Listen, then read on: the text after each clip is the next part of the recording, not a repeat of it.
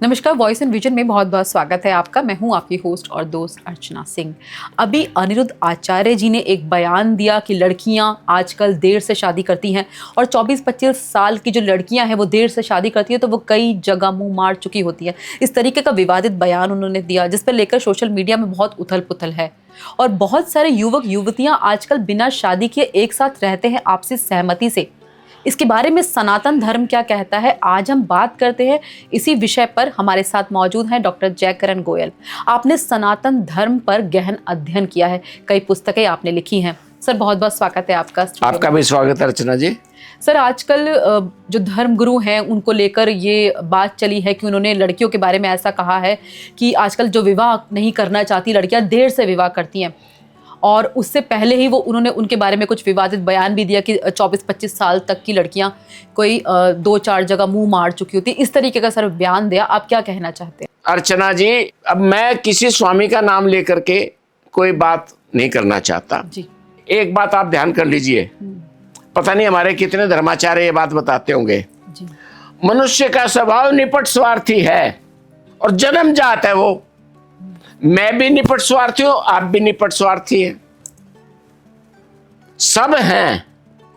और वो हमेशा अपने स्वार्थों की पूर्ति की तरफ भागता है, और जब स्वार्थों की पूर्ति की तरफ भागेगा तो वो उद्दंड हो जाए। और सरकार के जितने कानून हैं वो अपराध को नहीं रोक सकते।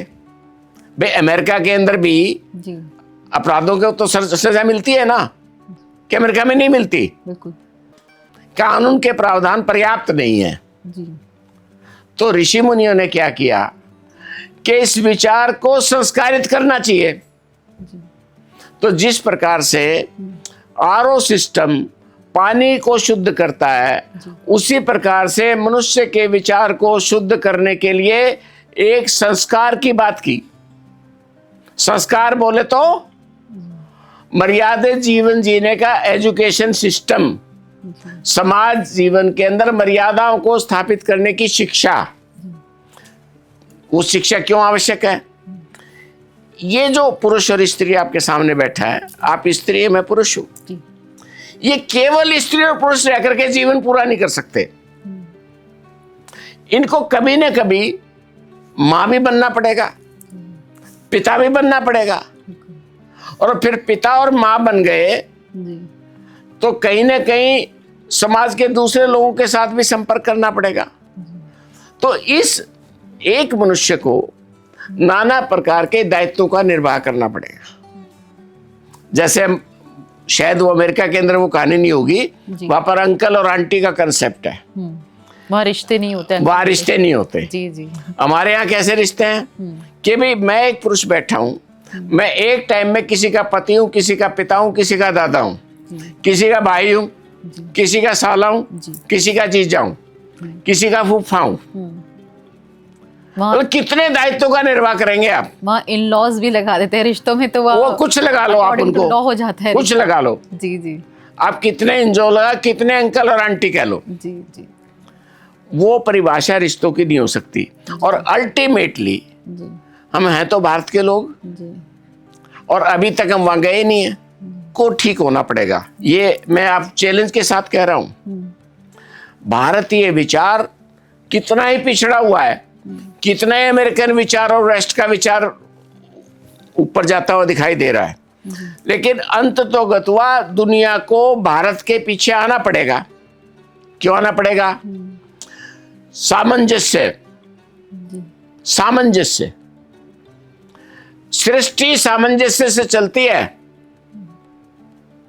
पूरी सृष्टि सामंजस्य से चलती है। तो इसलिए अपने इस विचार को समझना पड़ेगा कि विचार को शुद्धता का पैरामीटर, प्यूरिफिकेशन, वो संस्कारों का काम है। तो हमारे महात्मा, हमारे कथाकार, हमारे धर्मगुरु वो संस्कार सिखाएं, ये ना सिखाएं कि सती सावित्री कैसी होती है। भाई सती सावित्री कैसी होती है उस बात को छोड़ दो, आप ये बताओ कि सती सावित्री बनेगी कैसे? जी।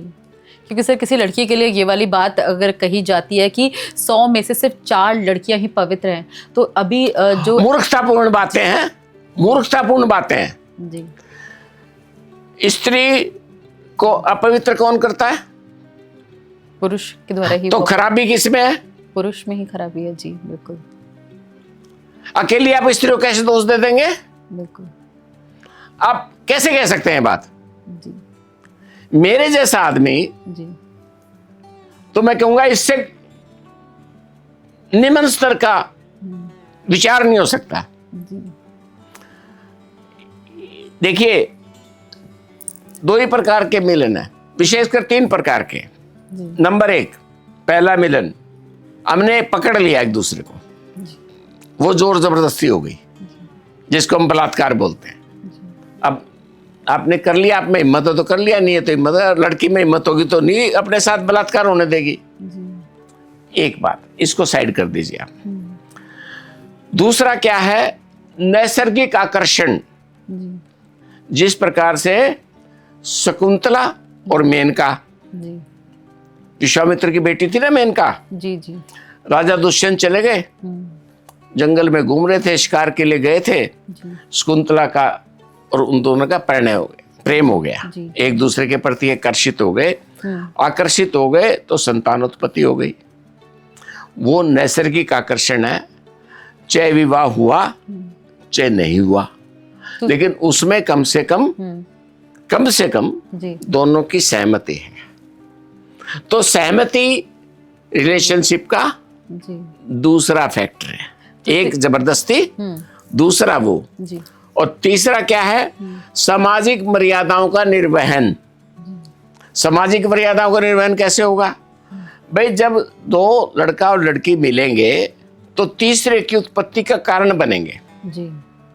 या तो हम ये उत्पत्ति करें ना, कॉन्ट्रासेप्टिव यूज करके, बिल्कुल, गर्भ निरोधक यूज करके, वो एक अलग विषय है, उसमें मैं नहीं जाना चाहता, विषयांतर हो जाएगा।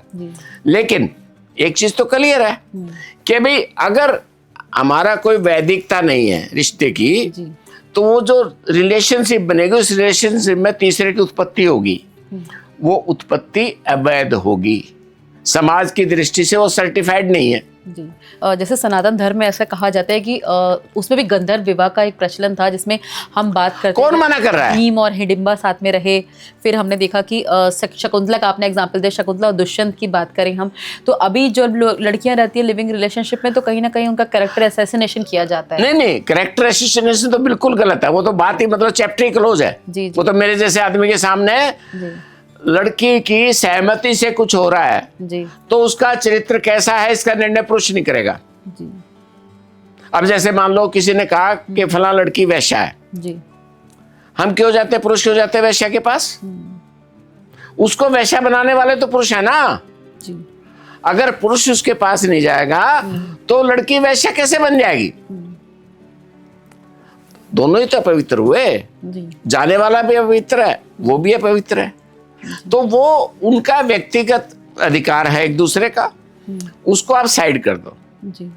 हम ये बात कर रहे थे एक रिश्ता जो बलात्कार से बना जी। एक रिश्ता जो रिलेशनशिप से है जिसमें दोनों की रजामंदी है जी। लेकिन उस रिश्ते में जो नैसर्गिक विज्ञान है वो ये कहते हैं स्त्री और पुरुष मिलेंगे, मेल फीमेल मिलेंगे तो तीसरे की उत्पत्ति होगी। वो जो उत्पत्ति है उसको हम रोकेंगे तो वो भी विज्ञान के विरुद्ध है जी। और अगर उसको होने देंगे जी, तो उसके अंदर सामाजिक मान्यता का प्रश्न आ गया जी। तो वो जो संतान है वो उनकी रिलेशनशिप को भुगतेगी जी। अगर उस रिश्ते की वैधता नहीं है तो उसका क्या दोष है? फिल्मों में दिखाते हैं ना जी जी जी, वो अवैध संतान है, पता नहीं कितने अमिताभ बच्चन के और कितनी फिल्मों के डायलॉग है जी जी जी। कि वो नाली का कीड़ा, पता नहीं किस प्रकार के डायलॉग फिल्म बनाने वाले लिखते हैं राइटर। मैं ये कहना चाह रहा हूँ कि हमारे ऋषि मुनियों ने इनको बड़ी खूबसूरती के साथ मनुष्य के विचार को स्वतंत्र रखते हुए और इनकी परिभाषा की है, अवधारणा दी है, और वो अवधारणा संस्कार की है। संस्कार मतलब विचार शुद्धता। किसकी विचारों की कितनी शुद्धता? पहली शुद्धता के बिना तो ये समाज जीवन रह ही नहीं सकता। एक क्या कि किसी के साथ जोर जबरदस्ती नहीं, जी बिल्कुल ये तो मतलब आपका अपराध है, बिल्कुल, क्राइम की श्रेणी चाहे में वो बहुत पकड़ा जाए चाहे ना पकड़ा जाए, दिस इज ए क्राइम। बिल्कुल जी ठीक है, गलत है, जी, तो जी, ये तो आप इसको तो आप खत्म कर दो। जी अब उसके बाद जो रिलेशनशिप की बात है, जिसमें रजामंदी की बात है, जी उस रजामंदी में भी अपने आप को ये देखना पड़ेगा कि हम किस हद तक जा सकते हैं, क्या सोचते हैं, अपने भविष्य के बारे में सोचते हैं, आने वाली संतान हम चाहते हैं कि नहीं चाहते हैं, चाहते हैं तो कब चाहते हैं। अब वो अगर आज का जीवन उसको स्वीकार कर रहा है, तो जब तक उनको मर्यादित जीवन जीने की समय नहीं आता, समय मतलब अभी क्या है, भगवत गीता का विचार भी दबा हुआ है, सनातन धर्म का विचार भी दबा हुआ है, और धर्म गुरु भी वो बोल रहे हैं जो बिकता है।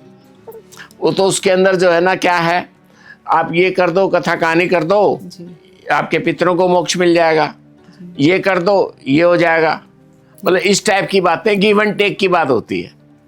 भाई कहीं हम चंदा देंगे या कुछ करेंगे, दान दक्षिणा करेंगे तो हमारे पितर खुश हो जाएंगे, या भागवत करा लेंगे तो पितर खुश हो जाएंगे, और रेमेडी है उसकी। भाई हम डॉक्टर है ना, दवाई की पुड़िया देते हैं। मलेरिया के अंदर क्लोरोक्विन की गोली कड़वी है, तो आदमी मलेरिया ठीक करने के लिए कड़वी गोली भी खाता है। बिल्कुल भाई एक आदमी को किसी ज्योतिषी ने ये बता दिया कि तेरी कुंडली में ये ग्रह खराब है, जी राहु केतु का काल सर्प योग है, मंगल की दशा है, मंगल भारी है, शनि की 7.5 सती है, ये उपाय कर लो, ये उपाय कर लो, ये उपाय कर लो, काल सर्प दोष है, तो पितृ दोष है, पितरियों को मोक्ष नहीं मिला, पितृ हमारे तुम्हारे पितर जो है ना, जो चले गए दुनिया छोड़ के, वो उनका शाप मिला हुआ है, ये है, वो इस टाइप की बातें करते। जी जी तो उसमें क्या है, वो जो कर्म कांड करता है मनुष्य, वो उस भय में करता है कि मैं उसकी जो सजा मिल रही है मुझे, उस सजा से मैं दुखी हूं और अपने दुख का निवारण चाहता हूं और अपनी मर्जी का फल चाहता हूं, क्योंकि हर आदमी सुख समृद्धि में जीना चाहता है, उसका अधिकार है, मुझसे कोई दिक्कत नहीं है। लेकिन ये रेमेडियल धर्म है, ये मैं डॉक्टर हूं तो ये दवाई की पुड़िया है कि भाई आपको ये बीमारी है, दवाई खा लो आप ठीक हो जाओगे। अब होगे कि नहीं होगे वो मतलब अलग विषय है। और अगर आप लोग जो हमें देख रहे हैं वो भी अगर डॉक्टर जयकरण जी से अपने कुछ सवाल पूछना चाहते हैं तो आप कमेंट सेक्शन में लिख सकते हैं, आपके सवालों का उत्तर हम ज़रूर देंगे। और सर आज की बातचीत करने के लिए मुझे जितना आनंद आया, मुझे लगता है शायद जो दर्शक हमें देख रहे हैं उनको भी इतना ही आनंद आएगा। आज आपका स्टूडियो में आने के लिए सर, फिर इस बातचीत को हम आगे भी कंटिन्यू करेंगे, कमेंट सेक्शन में जो प्रश्न आएंगे उनके उत्तर भी देने की कोशिश करेंगे। और बहुत बहुत धन्यवाद।